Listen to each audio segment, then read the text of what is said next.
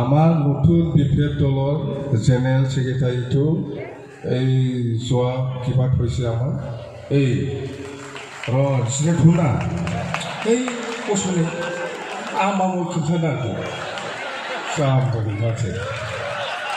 এই মানে x MLA বৰমা সমষ্টিৰ তিনিবাৰ হৈছে MLA যোৱাবাৰ আমি টিকেট দিয়া নাছিল তাক আমি তাৰ বদলে এই প্ৰবীণ বড়ো ছেক্ৰেটাৰী আছিল না তাক টিকেট দিছিল আমি সেইটো পলাল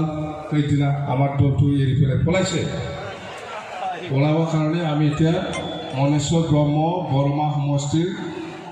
তিনিবাৰ হোৱা MLA একবাৰো হাৰা নাই 15 বছৰ MLA হৈছে ই এতিয়া আমাৰ ছেক্ৰেটাৰী